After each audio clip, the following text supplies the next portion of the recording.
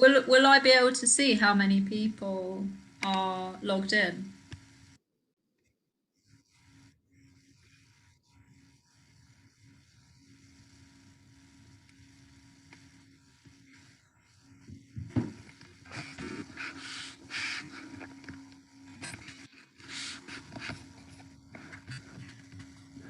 Oh my God, 3,000.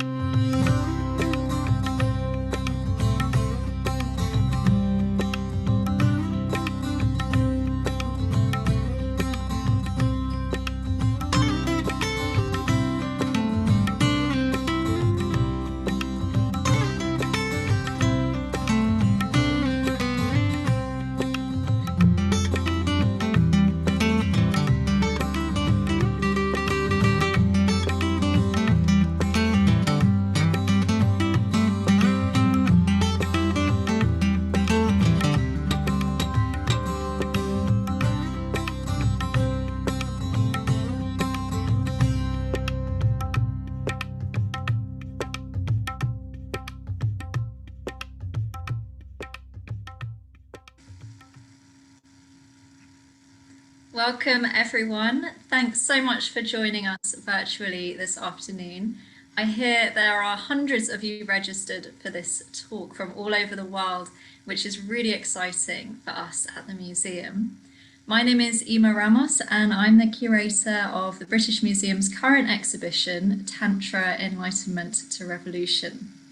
As part of the show's public programme, we're delighted to be joined by Dr. James Mallinson, whose pioneering research has radically altered our knowledge of yoga's history. Dr. Mallinson is reader in Indology and Yoga Studies at SOAS, and his research focuses on the history and current traditional practices of yoga. He has published many books, all of which are editions and translations of Sanskrit yoga texts, epic tales, and poetry. One of his most recent is the Penguin classic Roots of Yoga, written in collaboration with Mark Singleton. Dr. Mallinson recently led the Hatha Yoga project, a 5-year research project on the history of physical yoga funded by the European Research Council. In his presentation today, he'll be introducing us to Hatha Yoga and its links to Tantra in light of the completion of this project. Dr. Mallinson, over to you. Thank you very much, Emma. Can everyone hear me okay? You can hear me okay? I'm on? Great. Yes, so I'm going to talk specifically about my, the focus of my research, which, as Dr. Ramos said, is Hatha Yoga. Now, I have a sort of general definition of Hatha Yoga, which I think will hopefully come up on a slide. Yeah, I can see the slide there. Hang on, I just need to pin this. Oh, that's better. Okay. So yes, Hatha Yoga is yoga in which physical methods predominate. Now, as Dr. Ramos pointed out, I have been I've been leading a research project for the last 5 years, researching the history of Hatha Yoga. There's been a team of, it's varied in number, but sort of usually about 6 of us have been working using textual, ethnographic, and art historical methods to trace the development of physical yoga practice. And at the beginning of the project, I've been working on Hatha Yoga since my PhD, which I started in 1995. At the beginning of the project, I rather thought that the practices, so the physical practices of yoga, were ancient, but that they were first written down about 1,000 years ago, because that's when our earliest texts on Hatha Yoga appear. But actually, since coming, nearing the end of the project, I've sort of realized that in fact, there is actually no evidence for any of these practices prior to about 1,000 years ago, and that they're an innovation on the Indian religious scene, or an innovation everywhere. Excuse me. And prior to about 1,000 years ago, the only, sorry, I'm just trying to click on, there we go, perfect, we've got a very clever system here. The only physical practices that were associated with yoga in India were those of asceticism, which is usually called tapas in Sanskrit. So you see here this picture, which is an illustration to a manuscript of the Ramayana in the British Library. You see these various depictions of the sage Vishwamitra performing tapas, and you'll see him sort of hanging upside down or keeping his arms in the air for long periods, standing up on one leg, and so forth. So up to 1,000 years ago, the physical methods that we used were for mortifying the body. The body was something to be subdued, sort of controlled, or even ignored, to be overcome. And it's only with the arrival of the text on Hatha Yoga, and we have some material evidence as well from relatively early, but not quite as early as the text, and I'll have a look at that in a bit. But it's only then that we see this sort of new attitude towards the body, in which it's something to be cultivated, something to be used in order to produce elevated yogic states of mind. So it's that I've been working on. Why this happened, I'm not completely, I have no good answer to that. There does seem to be some influence from Chinese traditions of inner alchemy, which slightly predate the texts that we work on. But they only really, the parallels are really only in the framework, in the principles of the practice, rather than the practices themselves. Okay, so the innovations, they take the form of, if you see in this slide, 4 things really. First of all, complex balancing asanas or postures. Okay, so as I pointed out before this period, before about 1,000 years ago, the only postures that ascetics were doing in India were things that they would do for years on end, or days or months on end. Whereas about 1,000 years ago, we see the appearance of postures and techniques that can't be held indefinitely. Balancing postures, for example, and I'll talk a bit more about that in a minute. Now, also I should add, of course, that Hatha Yoga is it basically forms the basis of much of the physical yoga practiced around the world today. But there are lots of features that we see today that we might even think are very typical of yoga practice that we don't find in our earlier sources. So one of the things we've been looking into in the project is exactly that. What do we see in modern yoga practice that we don't see in our pre-modern historical sources? And we don't find, which has been quite a surprise, we don't find any sequences. There's one relatively late text, which I and my colleagues are in some disagreement with, which may suggest sequences, but certainly nothing like the sort of complex sequences we might associate with today's Ashtanga yoga or Surya Namaskara, the sun salutation. And also we don't find any standing poses whatsoever. So even though there's a change from these kind of practices of mortification, of tapas, to things that are more for cultivating the body, we don't find these sort of the dynamic methods that we might associate with yoga today. Together with these complex postures, we find complex breathing methods. Prior to about 1,000 years ago, the only breathing methods we find in yoga texts is a relatively simple alternate nostril breathing and then holding the breath for long periods. And again, actually, that is associated with mortifying the body. It's seen as something tough and difficult and painful. You know, the Buddha says he tries it, for example, and he says he holds his breath for as long as is physically possible, and his stomach's burning up, but he says he doesn't get anywhere. So it's about 1,000 years ago that these new methods of complex inhalation and exhalation appear. And then thirdly, dynamic methods of manipulating the vital energies. Okay, so a lot of the practices, in fact, the key central practices of Hatha Yoga are directed towards manipulating the breath or other sort of manifestations of the vital energy, whether that be Kundalini, I'll talk a bit more about that, the serpent goddess at the base of the central channel, or Bindu and Raja, so these are the kind of sexual essences in men and women. The practices are aimed at preserving them and raising them up the central channel. And then finally, I won't go into much detail on this, but also the cleansing techniques. So, methods of sort of auto-enema, and there's called basti, and then dhauti, where you swallow a long cloth and then pull it out again in order to cleanse your intestines. These two don't appear in our textual record until, well, actually those final ones, the cleansing techniques, don't appear until this text. I've got a quote from it below, the Hatha Pradipika. Sometimes called the Hatha Yoga Pradipika, but in manuscripts we only ever see it called the Hatha Pradipika, and which means something like the light on Hatha. In fact, I've just got about to start a project editing that text, which is very exciting.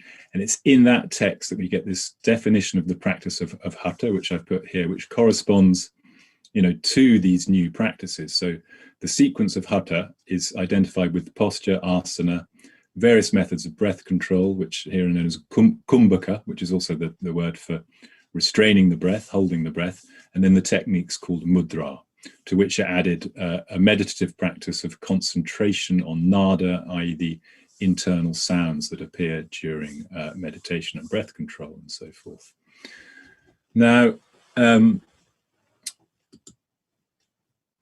what I'm obviously in the context of this wonderful exhibition, so I forgot to thank Dr. Ramos at the beginning. I'm very, very so delighted to be involved with the exhibition and also to be invited to talk today. The purpose of the talk here is to look at the relationship between Hatha Yoga and Tantra. Now, as I pointed out, the key techniques of Hatha Yoga are innovations. Okay, we don't see them, and I was, this has been a big surprise to me when I started my doctoral studies. It was on a technique called Khetri Mudra. I'll talk a bit more about that later, but I was, almost certain that I would find evidence for these practices within tantric texts, because at the time that Hatha Yoga appears, about 1,000 years ago, Tantra broadly conceived, and then more specifically Shaiva Tantra, so Tantra in which the deity Shiva, or sometimes his partner Shakti, the goddess, is the primary deity. That really was kind of the dominant religious tradition of India.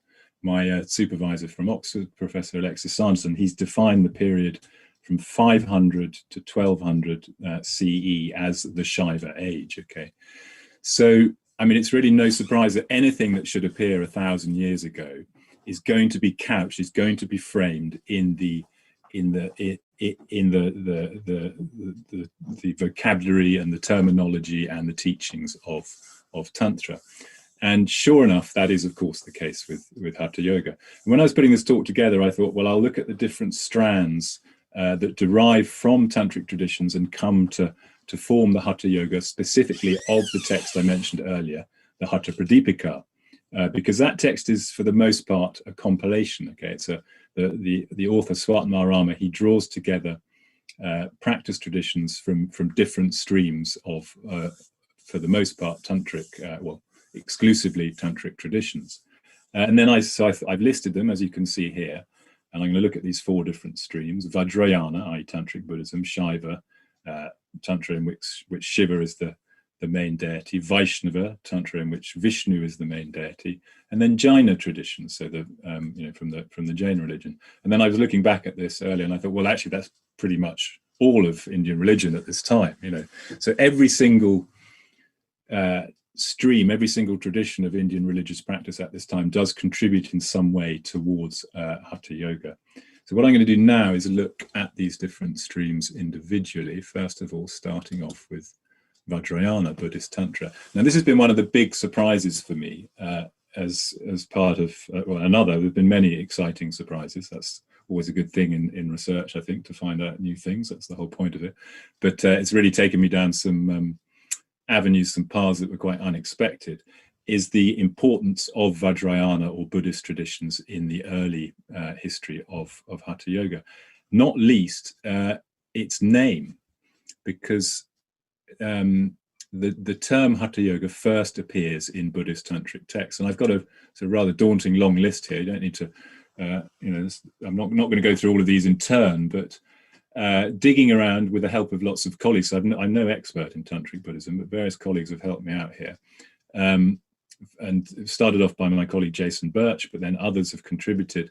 And I've identified usages of the term Hatha Yoga in 17 tantric Buddhist texts. Okay, so that's not a huge amount considering there are thousands of these texts, but at the same time, what is significant is we don't find it used in any other text at all. So, I'd always assumed, along with all other scholars, I think pretty much, of Hatha Yoga, that it derived from Shaiva Tantra. But it's pretty clear, I'm now convinced, that the name itself comes from these tantric Buddhist traditions. And I've got the sort of, it's pretty obscure, even within these, and many of these texts themselves are very obscure and hard to understand, even for the initiates. But the best definition within any of these texts, there we go, is in a text called the Vimala Prabha, which is Pundarika's commentary on the Kala Chakra Tantra. So that's written around the middle of the 11th century. And here, in these tantric Buddhist traditions, Hatha Yoga is closely associated, well, it is a part of tantric sexual ritual. And something that people fail, popular understandings of Tantra and sexual ritual in Tantra always seem sort of popularized by Sting and so forth, as this idea that, involves sexual intercourse for hours on end without ejaculation. But in fact, that's not really the case, particularly in Shaiva traditions and also in mainstream, if we can call it that, mainstream tantric Buddhist traditions. The sexual ritual does result in orgasm, and so in Shaiva traditions, the fluids that are produced are offered to various deities and so forth. But within tantric Buddhism, there's a kind of radical, unorthodox teaching that's called Hatha Yoga, and you'll see it here. Where do we see? So during sexual ritual, Hatha Yoga is if one forcefully makes the breath flow in the central channel through the practice of nada. We won't worry about that. To attain the undying moment, which is the kind of goal of the practice, by non-vibration through restraining the drops of bodhicitta, i.e. semen, in the penis when it is in the vagina. So Hatha Yoga is sexual ritual in which ejaculation does not occur. Okay, and it's seen as a sort of fringe practice. In fact, most people condemn it, even within the tantric Buddhist traditions. Okay, so there was that. That's the surprise, as I mentioned, that Hatha Yoga, the term itself, derives from tantric Buddhism. And then in this project I've been working on, part of the sort of core of it is editing 10 Sanskrit texts on yoga practice, on Hatha Yoga practice.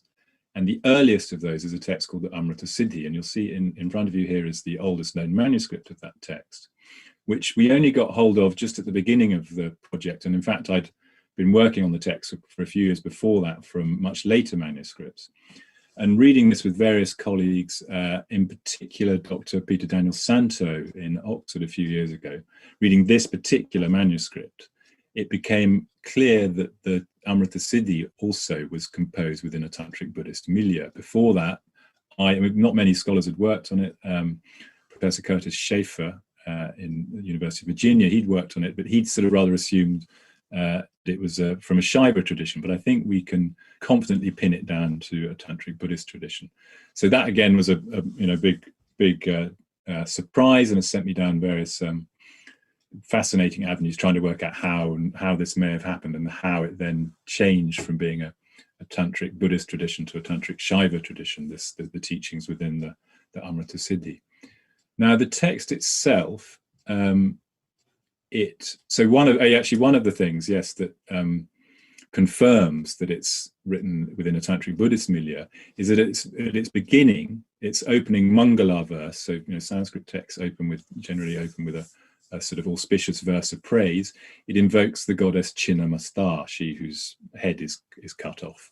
And prior, even though she's now widely recognized to be one of the 10 Mahavidya goddesses, very popular in Bengal, and which we see in the exhibition at the British Museum.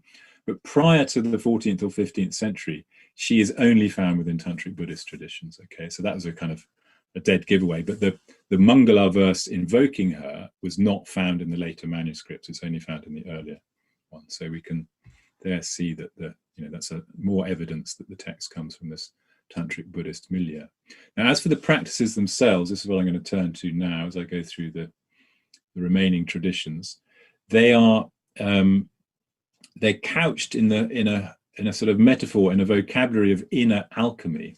The body is likened to a sort of crucible, but the key teachings are these 3 physical practices called, here we've got Mahamudra, and this is an illustration from a much later manuscript, from this 18th century, 18th or 19th century manuscript in the British Library, which is shown in the exhibition at the British Museum. So we have this Mahamudra, where you sort of inhale, fill the body up, and then the Mahabandha, where you apply these 2 locks at the bottom and top of the central column to lock the air in, like it's in a sort of alchemical crucible.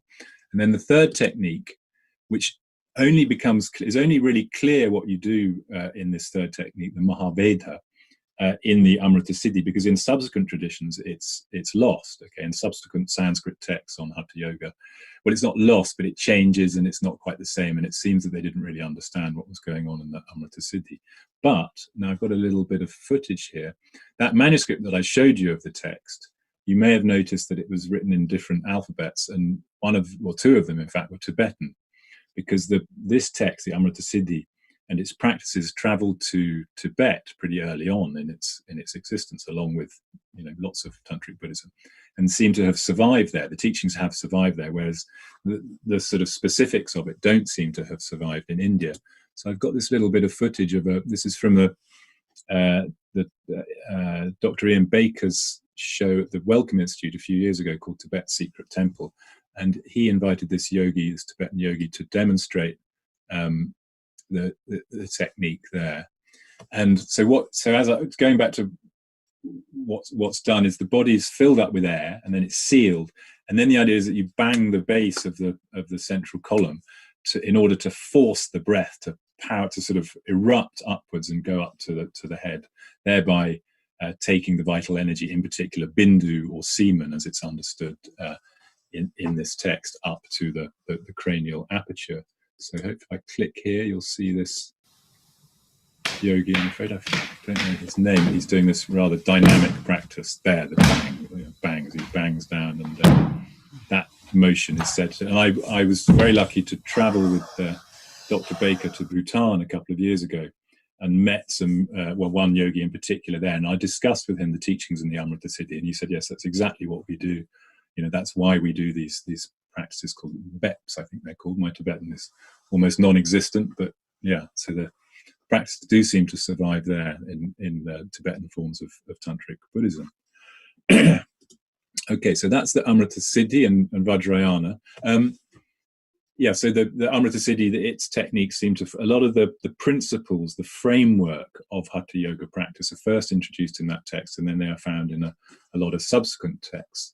Now, within Shaiva Tantra, so within what I'm going to look at now are the early Hatha Yoga texts that derive from Shaiva Tantric traditions, or one can call them Tantric traditions because they have all the hallmarks of Tantra. They introduce more practices. Some of them overlap with what we see in the Amrita Siddhi. So here we have the Mula Bandha Mudra, which again is the sealing the base of the central channel. This one is Uddiyana, where it's quite hard for artists to depict this one, but the abdomen is being drawn in. And then thirdly, the Jalandhara Bandha. So this is actually quite close to what we see as Mahabandha in the Amrita Siddhi, where you seal the top of the central channel. But again, the idea is that by using these techniques and others, which I'll come on to, you can raise the breath, raise the vital energy, or, as we'll see in a second, Kundalini, up the central channel. All these different traditions, even if they frame their teachings in different metaphors and so forth. It's all about making some kind of vital energy rise up the central channel of the body. Another practice is the Viparita. Well, here it's called Vipariti Mudra in this British Library manuscript. It's normally known as Viparita Karani or Karana, which basically means the reverser, the inverter. So here it's a kind of, to some extent, a sort of crude method of keeping the vital energies in the head rather than letting them dissipate downwards, so you invert the body. It's also associated in what is an interesting discovery we've had in one of the texts we've been working on called the Viveka Martanda, where this practice is directly associated with the yogic method of pratyahara, the yogic technique of drawing your senses inwards, so kind of sealing yourself off from the outside world. And this is said to be a very effective way of doing that. Then there's Khechri Mudra, okay, which is the practice actually I did my PhD on, where the tongue is turned backwards and up above the soft palate in order to, there are two sort of purposes to it, either to stop the amrita, the nectar of immortality, which is often equated with bindu or semen, from dropping down. Similar as we saw with the viparita technique of trying to keep these vital energies in the head. Or it's also associated with raising kundalini. And I don't know if you can see here in this illustration, we've got the chakras, the 6 chakras, and then I think, my screen's a bit small here, but I think that you can see the snake form of the goddess Kundalini at the top of the head. And this Kundalini and the chakras is very much a contribution to Hatha Yoga that comes from Shaiva Tantra. Okay, and I've got a couple more images. We've got this image which is found in the exhibition of a yogi from Kangra in Himachal Pradesh, probably 18th century, with the 6 or 7 chakras, 6 plus 1 chakras lined along the central column. And here's another one from Jodhpur, illustrated manuscript of the Siddha Siddhanta Paddhati. And then just finally on the chakras, there's I think it's interesting to note here that within tantric traditions, the chakra, prior to Hatha Yoga, in which the chakras do gradually become a bit more kind of physical, a bit more corporeal, and physical techniques work on them. But when they originate, they're much more things that you visualize. And I think this scroll from Nepal rather illustrates that, the fact that lots of the chakras are outside of the body, so they're clearly not part of the body, but you visualize in the process of tantric meditation the chakras along this central column, which may extend beyond the body. What we don't see, apart from that inverted posture, within the early Shaiva Hatha Yoga texts, we really don't see anything on asana or posture at all. But another really exciting discovery that we made during the course of this project was quite near the beginning, 2016. My colleague Dr. Daniela Beblacqua and I visited this gate in Gujarat called the Mahudi Gate. It's part of a sort of set of fortifications around the outside of this city. It's very near Baroda. And we'd gone there, just it was on our way somewhere else, and I'd read an old Hindi article from the 50s talking about the images of Nath yogis, so this very important lineage of yoga practitioners, and it pointed out that there were 12 sculptures of them, and you can see there's these three registers of sculptures on the inside of the gate, and round the bottom, this is just a sort of a court, you're seeing half of one side. Round the bottom were 12 of these Nath yogis. So we thought, well, let's go and have a look. That sounds interesting. And sure enough, there's these great representations, although the ones lower down have been badly destroyed, as you can see. So here is Matsyendra, who's thought to be or is recognized as the first human guru of the Nath lineage. And there's Goraksha, the second.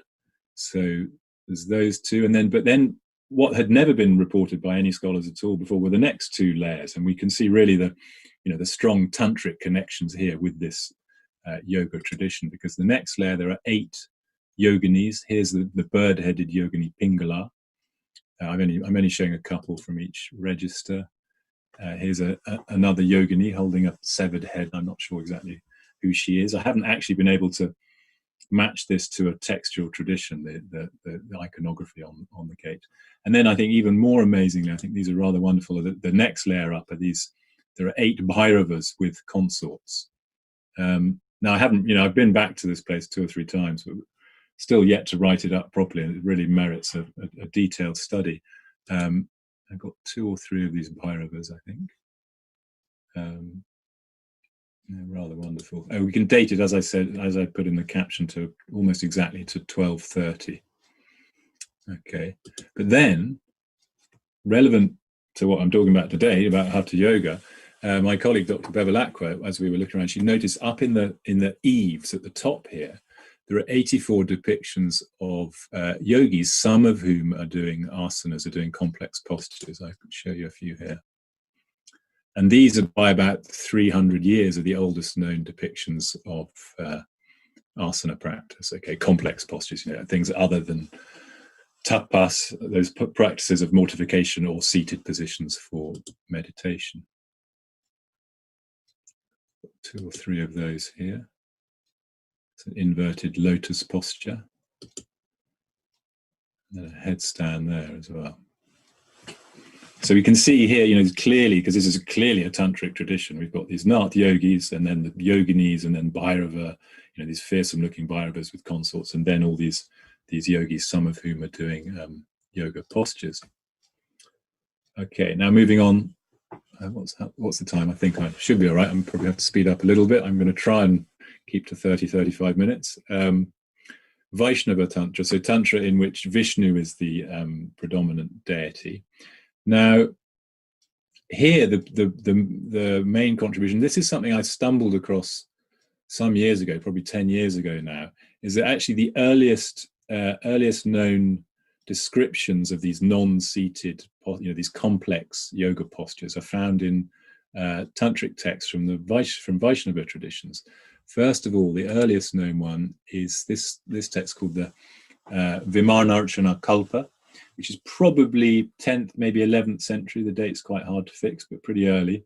And that teaches, kind of out of the blue, and it doesn't give any explanation at all, it teaches 9 postures, one of which is the peacock posture here. You'll see, okay. And then, I won't bother reading the description, but you can see how it's practiced. And then a little bit after that, the Ahirbudnya Samhita, which I think is normally dated to about the 12th century, which is a slightly different Vaishnava tradition. The previous one is from kind of more ascetic temple ritual-based tradition called the Vaikhanasas. This one is a Pancharatrika text, the Ahirbudnya Samhita. And here we see it's the first text to introduce Kukutasana, this balancing posture, where you put your hands through your legs whilst in the lotus position. And again, the clear difference between these and what goes before is that you can't hold these postures indefinitely. I guess probably a few minutes is the maximum anyone could do something like this. Or someone will probably correct me there. It's probably some world record. Okay, so that's that's a significant contribution from the Vaishnava tantric traditions.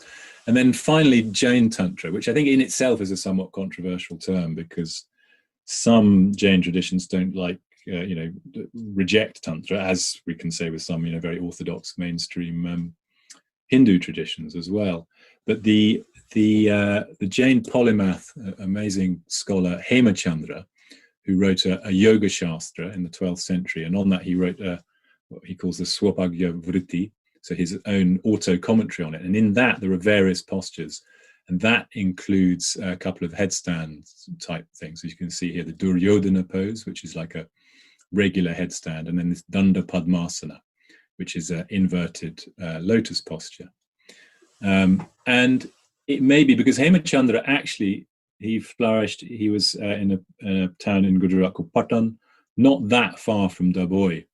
And maybe it's not insignificant, because we saw, in Daboy where that gate was, we got these 2 postures are on that gate. And in fact, the gate, even though it's very much Shaiva iconography, the patrons of the gate were 2 Jain merchants called, they're called Tejapal and Vastupal. So maybe there's some connection there that merits more investigation. Okay, so that's a kind of survey of the contributions of the different strands of Tantra into physical yoga practice into Hatha Yoga.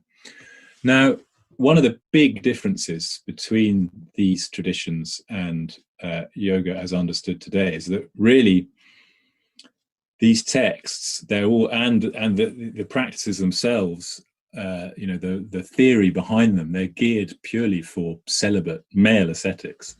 Okay, and we see this kind of explained really in the Amrita Siddhi, going back to that first text I was talking about, the Tantric Buddhist one, in which this text is seen as a sort of, it can be understood as a reaction against Tantric Buddhist sexual ritual traditions. And it's saying, so you've got the Hatha Yoga that I mentioned before, in which they're rejecting orgasm or ejaculation. But then the Amrita Siddhi goes a step further, and it's rejecting sexual practice and says that the yogi should do all this within his own body. And what it's saying here in these verses here is that the purpose of the yoga taught within the text is to overcome the impulse for ejaculation, okay, and then reverse the downward flow of semen within the body. And you see in verse 2, when that breath, i.e. the breath that expels the bindu out of the body, has been conquered, it overcomes the bliss that is death by time, okay, because the idea is that by having an orgasm, you shed your vital energy, and then that results in kala, which is both time and death. And then it says that the innate bliss, sahajananda, which is the ultimate goal of the sexual ritual in Tantric Buddhism, that bliss arises just with, so basically saying you don't need to engage in sexual ritual. If you master these yoga practices, you can get all those benefits just within your own body. And not only that, I think one of the questions I've long been asking myself is why, the context of production of these texts. Why do we suddenly get all these texts appearing from about 1,000 years ago teaching these physical yoga methods? And I think my best guess now, and it makes good sense to me, is that it's because this is the period, not only do these practices appear, but also it's during this period that we get a real flourishing of monasteries, okay, monastic institutions throughout India. And I just got a couple of pictures, 4 or 5 pictures here. This one in particular is of interest, and I'm going to come back to it briefly. In Karnataka is probably where the region where the Amrita Siddhi was composed, or nearby, and this is a Nath monastery, which we know has been there for at least 1,000 years. And I just got a couple of others. But it seems likely that what was going on was that these monasteries functioned a bit like universities. Okay, they were producing their own texts, and all of them wanted to sort of stake a claim for their own individual traditions to this new innovation that was the practice of physical yoga. So they all produced their own texts, and they you can see they're all borrowing from one another as well. That's part of our textual work, is seeing who's borrowing what from where and so forth, and we can trace the development of the text in that way. But yeah, this is just showing you some of the monasteries from that period. I'm aware I'm going slightly over time, but I should only be a couple more minutes. Yeah, Sringeri, Karnataka. I mean, this actually, the temple here is probably as late as 1500, but it's quite likely that an important Hatha Yoga text, the Shiva Samhita, was composed there, for example. Okay, now finally, I'm just going to look at the concepts of the Raja Yoga and the Raja Yogi. So any of you who are familiar, well, a lot of people will have heard the term Raja Yoga, but those who aren't, haven't looked into the history from the text, rather should probably dispel what your understanding, because it's quite different. Well, what we find within Sanskrit textual traditions on Raja Yoga is quite different from the kind of 20th century understanding of it as just purely meditative practice, although it's related. But I think just to sort of, there's this big contrast, this big disconnect between what I've been talking to you about and yoga today, and that it was purely the preserve of celibate male yogis.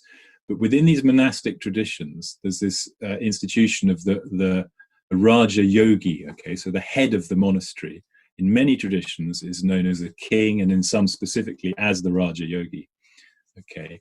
And he would not, often would not be a celibate yogi. He would not be an ash-clad guy in a loincloth living in caves and so forth.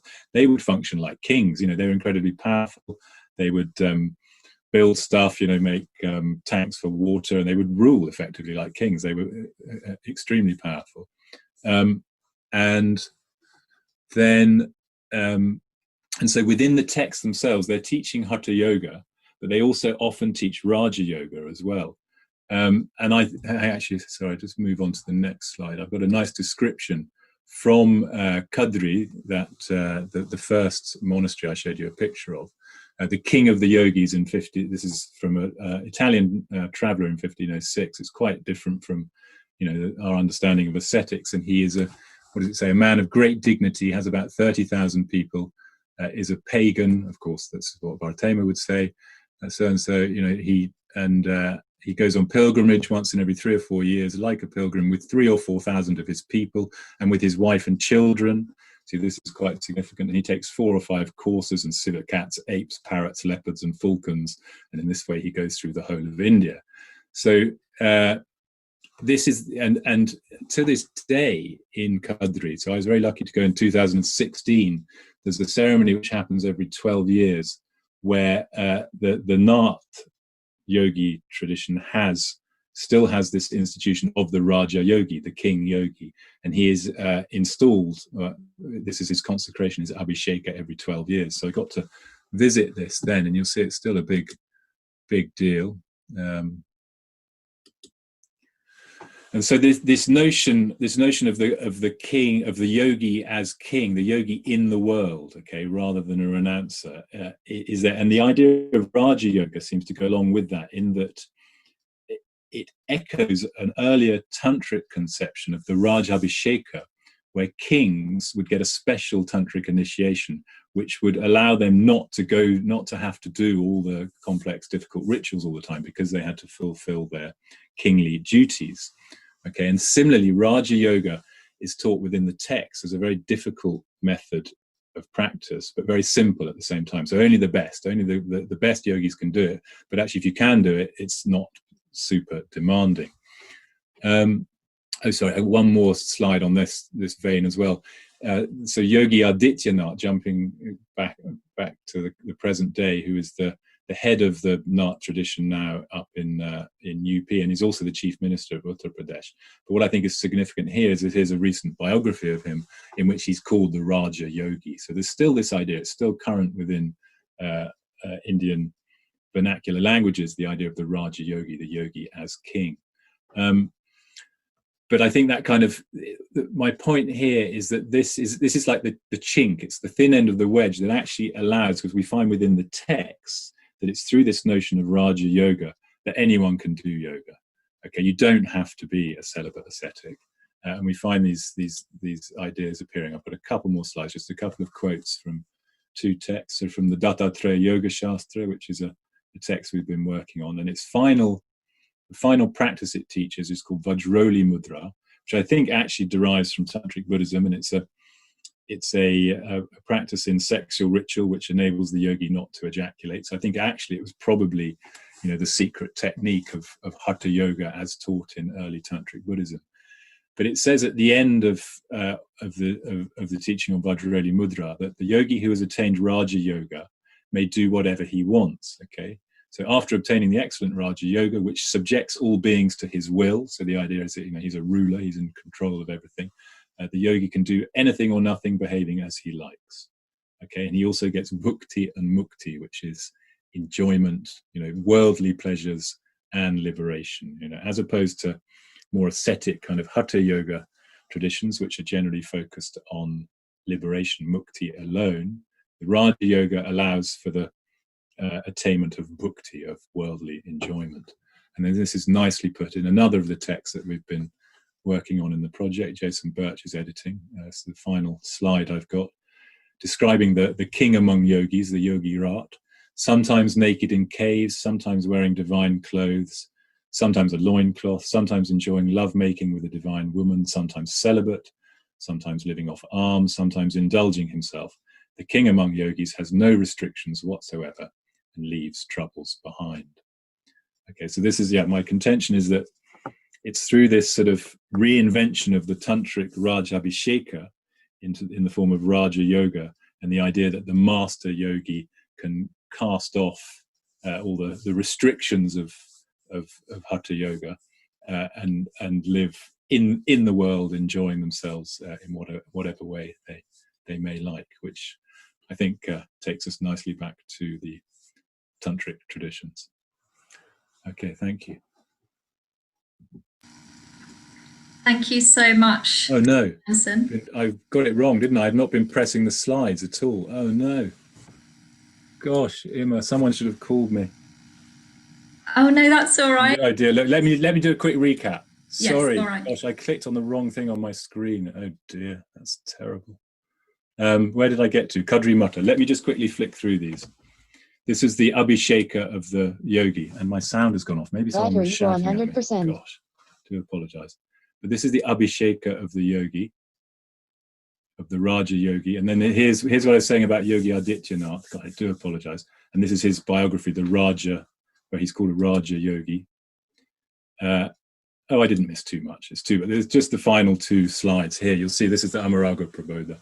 So the idea is that the master yogi, as I said, can do whatever he wants, reverting to tantric traditions. Sorry about that. I clicked on the wrong button on my screen, but I think you got the point anyway.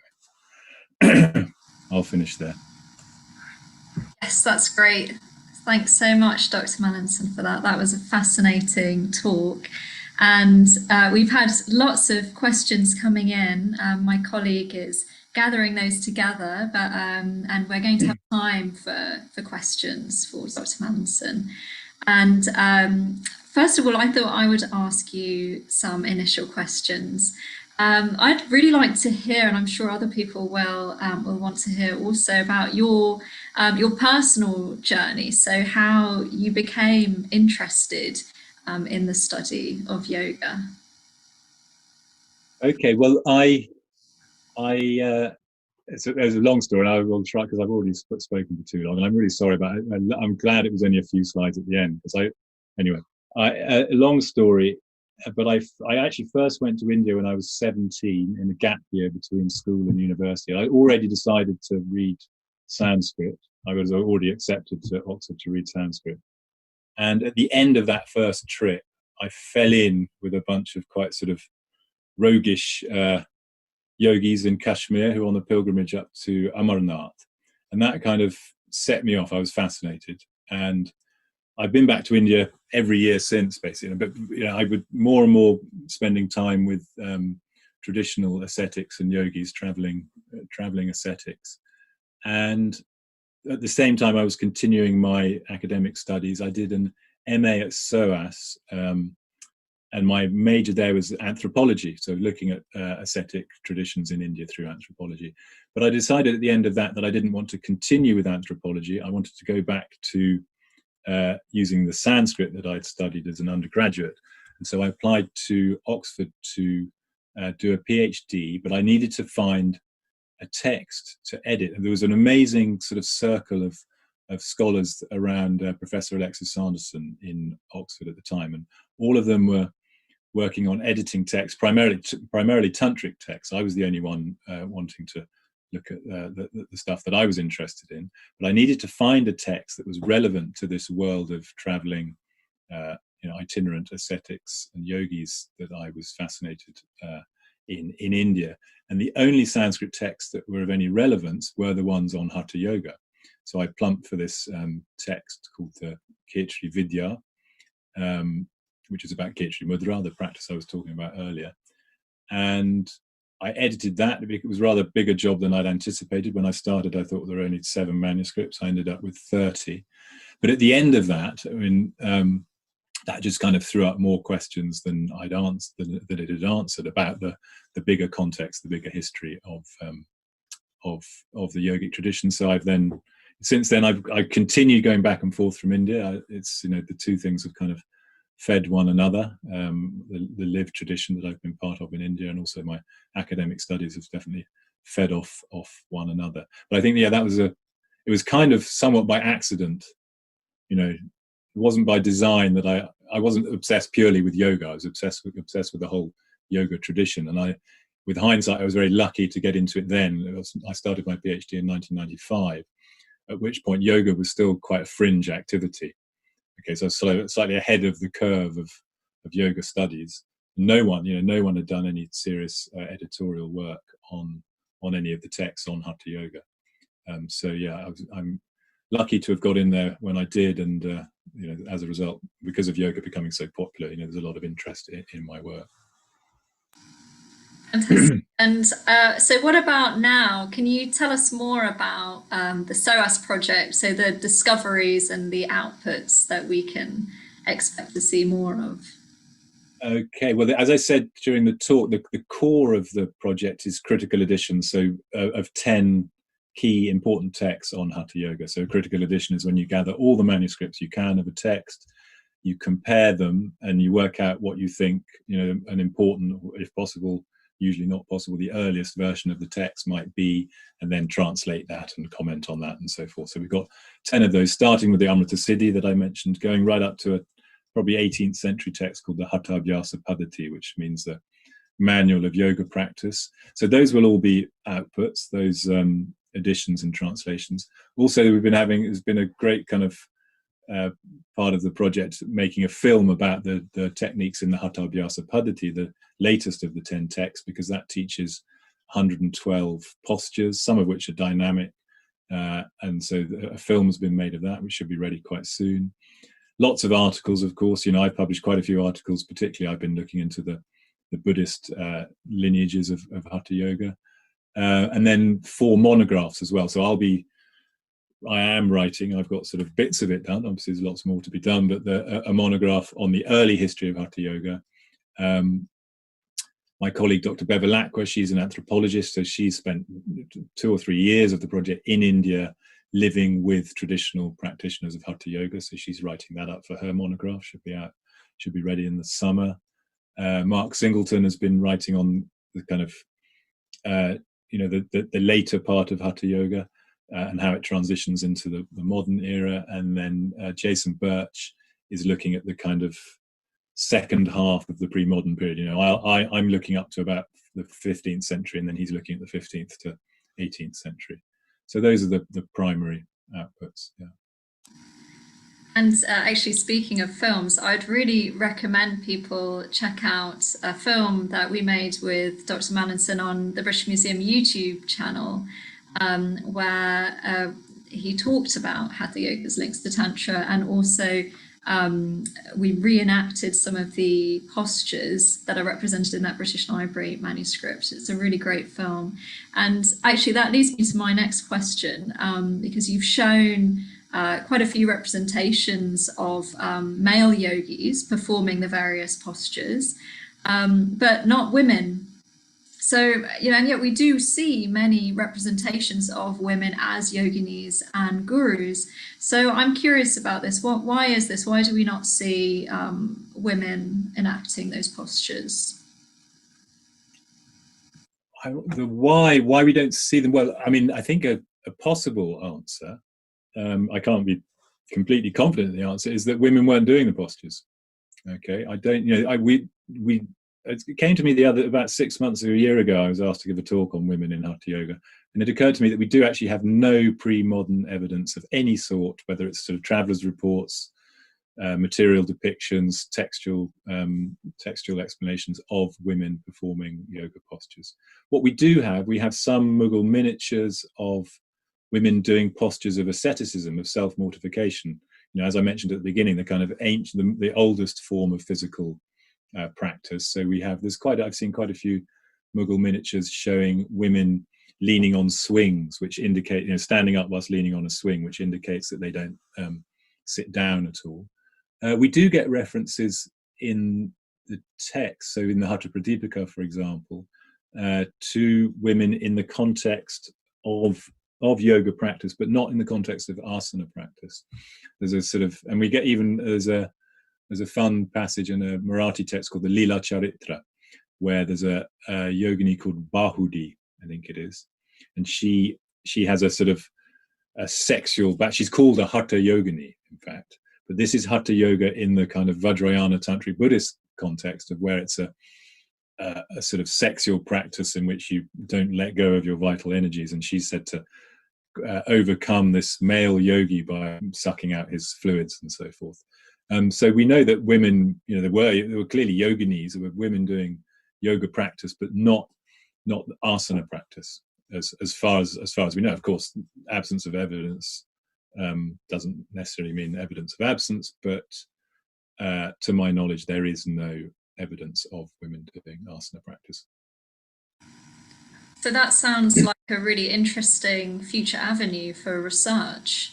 Do you have, I mean, is there any sense of why they might have not been enacting the postures and not participating in that part of, that aspect of Hatha Yoga practice? Is there a sense of that? I'm thinking, I mean, the exhibition explores the fact that earlier Hindu and Buddhist traditions taught that the female body was an impediment to achieving enlightenment. And that women should remain, submissive, dependent on men. That's the sort of rhetoric that we see a lot in earlier Hindu and Buddhist orthodox texts. But Tantra seems to teach that women can achieve rapid spiritual enlightenment because they are natural embodiments of Shakti. So I'm wondering, it's just very curious to me what you're saying, and wondering if you have any insights or whether this is something that requires future research about why women were perhaps not participating in that aspect of Hatha Yoga practice. Yeah, I mean, I think with the textual tradition, one could argue that the as I've argued today, and I think this may explain partly, is that the texts are all written kind of within for male monastics.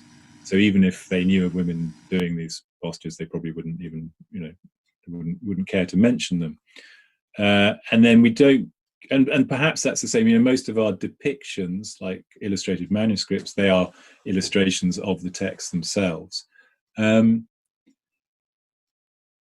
And actually, we don't have a huge amount of evidence of pre-modern asana practice when it comes down to it. So, like I say, it's not impossible that women were doing it, but I think also it may be that it wasn't seen as something that women should do. I don't, and you say, is it an avenue for future research? But it would be great to be able to look into it more. But I'm not really sure where one would look. We don't have any sources. We don't have anything to draw upon. Like I say, of course, it's not impossible that women were doing it. Were doing asana practice, but there's no record of it. That's the problem. And you mentioned Mughal representations of yoginis, and there are hundreds of representations of yogis and yoginis painted in Indian courtly context, but especially, as you say, in that Mughal context. And one of the articles that you wrote, and you've written quite a lot on this, is the first detailed representations of yogis and yoginis occur from around the 16th century and are commissioned by Mughal patrons such as Akbar. But my question is, why do you think the Mughals were so attracted to these figures and their practices? Well, I think Indian ascetics since time of Alexander have had a reputation for great powers and being able to bestow gifts on people and so forth. So there may be that aspect to it, but also I think there was great opportunity for crossover between Sufi and yogi traditions, and certainly we see these Arabic and Persian texts, which they frame yogic practice within Islamic theology, but they incorporate the techniques with into Sufi practice as well. And certainly some of the Nath yogis are often we see Islamic traditions of Nath yogis as well. They seem to be very closely associated in some aspects with Islamic traditions, that generally in the textual and artistic traditions we see that have been patronized by the Mughals. It's the Nath yogis that are being depicted, not exclusively, but primarily. I think for one of the reasons for that is that they've always been less kind of exclusive than the other ascetic traditions in India, yet less kind of caste bound and so forth. And of course, they are fascinating, colourful characters as well. I guess the similar reason to why when I started traveling around India and fell in with charismatic, exciting,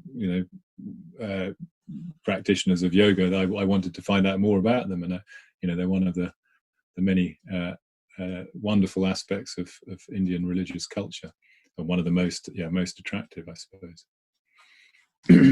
That leads me nicely to my final question, actually, because as you say, various sects in India did come to practice Hatha Yoga, but as you mentioned, the one most popularly perhaps associated with its development was the Tantric Nath order. And today they're one of the most important sects in South Asia. And as you say, historically, they received patronage from Mughal rulers and exchanged ideas with Sufi mystics, which we see reflected in courtly painting. But today we're seeing a rebranding of Nath identity, aren't we, as an exclusively and aggressively Hindu one that denies any trace of that rich Indo-Islamic context. Why are we seeing such a change now in contrast with the early pluralistic outlook?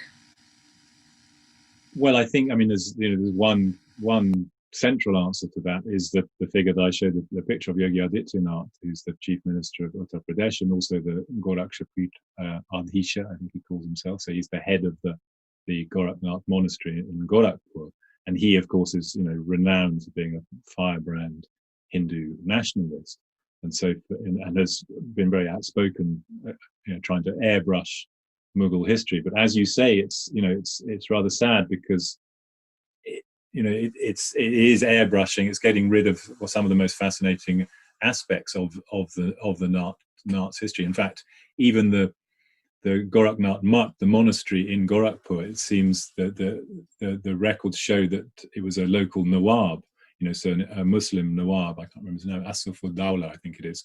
He gave the land, it was a land grant, but he gave the land for that monastery. And Aurangzeb, who's seen as the kind of bête noire of Hindu nationalists today, he patronized Nath yogis in a place called Jakbar in northern Punjab, and he would get mercury, solidified mercury that was seen to have a sort of magical alchemical powers. He would get that from these yogis. And even within the texts as well, if we look at the vernacular texts of the Nath yogi traditions, we quite often see this refrain of, we're not Hindus, we're not Muslims, we are yogis, and we transcend all these religious boundaries and so forth. So yeah, I think if it wasn't for, and it's not just Yogi Adityanath, it's his predecessors, Yogi Avedyanath and so forth. They have continuously sort of banged the drum of Hindu nationalism. So I think it's purely down to them. And I like to think, although perhaps it's wishful thinking, I'm sure it's getting more and more difficult for these Islamic, there are still Islamic yogi traditions in Bihar and UP and so forth, but I think they're finding it harder and harder to maintain that identity. So it's I find it's rather sad because it's one of the most interesting things about their history. Thank you. So now I'm going to have a look at some of the questions that have come through from our audience. Okay, here is a question from Nina, who asks, can you elaborate on the Chinese influence on Tantra, the inner alchemy? Which Chinese tradition is this related to? Okay, well, I'm slightly out of my depth here, and I think I'm a bit. I've actually just had a email from a Taoist scholar on Taoism in the States, who we've been collaborating a bit, but I think really it needs a sort of full-blown research project with scholars who are specialists in all these areas. I'm not the first person to point this out. Other scholars have noted the parallels, but I think what we see, so as I said, with the Amrita Siddhi, so this first text to teach Hatha Yoga, a key to understanding it, which took me a while to crack, was that it is framed in these alchemical metaphors. Okay, the body is likened to an alchemical crucible, and we find something very similar going on in Chinese. I think I may get it. I'm not sure it's all. I like to say everything's Taoist, but I'm not sure that it is all Taoist. There are distinctions between the traditions in China. But there's one that's known as Neidan, I think, and that's inner alchemy. Okay, with very similar principles going on with the sun and the moon and so forth, and holding the breath. And the texts on Nedan, they appear about 200 or 300 years before the Indian Hatha Yoga texts. And then again, there are strong parallels between the external alchemy traditions. So yes, these principles seem to match up quite closely. But as I said, at the same time, I don't know where the practices themselves come from. I don't see, from my kind of rudimentary readings in translations of Chinese texts, parallels with the techniques of Hatha Yoga. So the physical methods of, dropping yourself down onto the base of the central channel to send the breath up the central column, and the postures and so forth. We don't see close parallels there. But I think it's within the and I'm writing this up, and I've written it up, and for publication should be coming out in the edition of the Amrita Siddhi. It's the parallels between the principles governing the Hatha Yogic body are too close to be coincidental. So I'm pretty sure there's definitely something going on there. But as I said, I think it needs another large research project to get to the bottom of it. Fantastic. Okay, and Anushka asks, could you elaborate on the postures that have been found in Indus Valley civilization imagery? No, in a short answer, because we see this one posture, don't we, that's sometimes likened. Various scholars have said, and I think going back to Marshall, wasn't it, straight away, sort of identified it as a yogic posture, and people jump on this and say, well, that's evidence for yoga being 5,000 years old. But firstly, and I haven't looked that closely into this, but I just, we see there's no other evidence for yoga practice for another at least 2,000 years. And there's no evidence for these postural physical practice like that, for postures such as that one, for about another 3,000 years. Okay, so to posit continuity, I think, is too much of a jump, not least because we find similar depictions of postures all over the world, from South America to Europe in ancient traditions. So again, it's a bit like when I was talking about with women practicing asanas in pre-modern India. It's not impossible, but to say that confidently that they were, or that the seals from the Indus Valley depict yoga practice, I think is going way beyond what the evidence allows. Thank you, Dr. Mallinson. And okay, we've got a couple more questions here. So Barbara asks, can the lack of written literature of asanas be related to the fact that ancient teachings were exclusively passed from the mouth of a master to the ear of a low number of selected students? Yeah, it's a good question. Well, it's something I often get asked.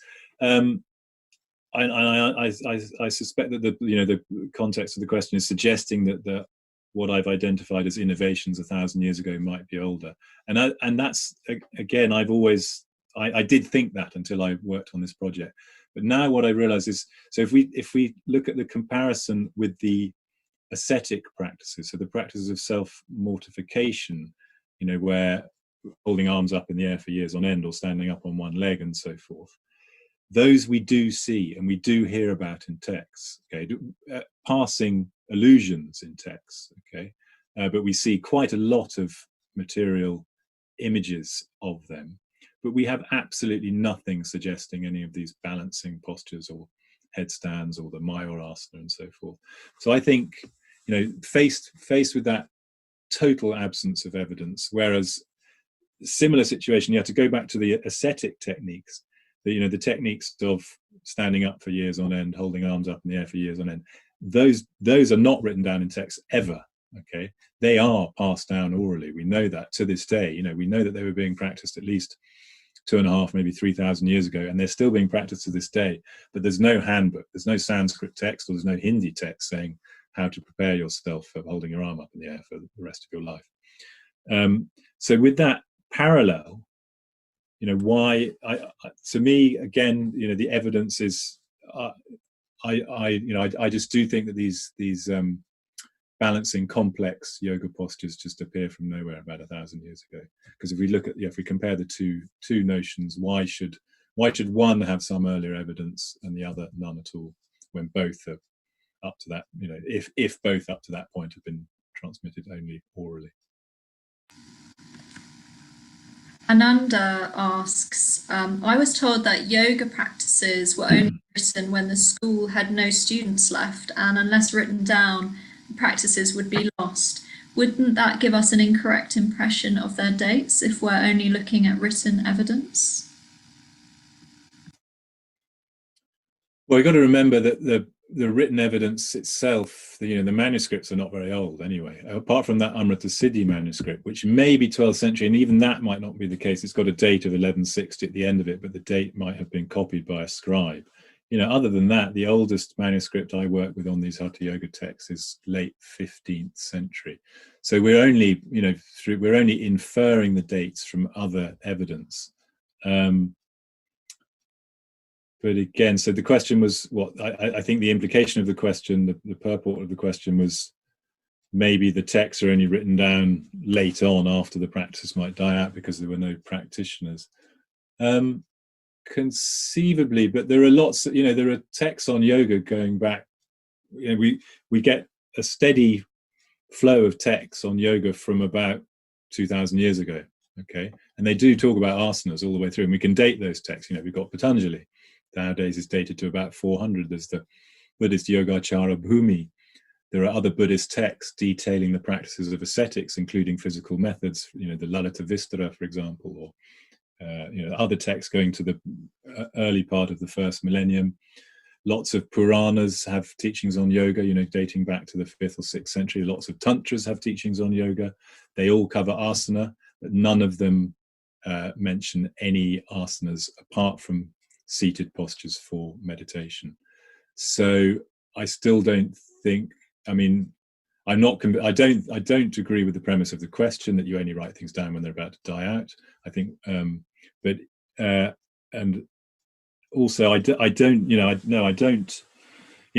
the fact, I think the fact that we have so many yoga texts detailing asanas over the first millennium in which we find no teachings on complex asana practice, I think that's strong evidence that they weren't being done. And of course also no material evidence either, whereas we do have plenty of material evidence of seated postures for meditation and so forth. Okay, great. And there's lots of interest amongst the audience to find more evidence of female practitioners of yoga. Lysite says, I thought that there were women depicted in the statuary at the gates we were shown. Is the issue that there is no written account of their involvement? So I'm not sure about the question. Is it no written account of the involvement of yoginis in that? Are we talking about the Dubois Gate there, that statuary, or? I think it's the gate that you found in Gujarat that represents the. Oh, in fact, I think she's referring to the yogini goddesses, isn't she? Perhaps. Ah, yeah. Okay. Yes. Well, that's a different thing. So yes, you have to have a good look in Dr. Ramos's catalogue, because that explains what the complications in the term yogini, because it doesn't necessarily refer to a human female practitioner of yoga, and they're not. They're not depicted in what we would understand as yoga postures now either. But yeah, yoginis.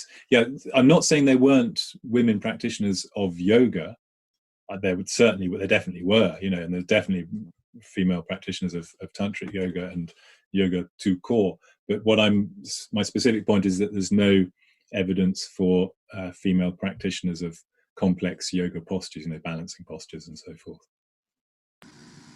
That's fantastic. Well, there's just someone would like to know the name of the film that you mentioned, the one that you're working on, so that people can keep an eye out for it. Do you know what the name will be yet? Okay. Or how people... Well, what is the name? Because it's two of my colleagues are working on it, but the text is called the Hatha Abhyasa Paddhati. It's a bit of a mouthful. It just means a sort of manual of Hatha practice. If you look on, I'll tell you where you might get some good information. My colleagues have a blog and a website called The Luminescent.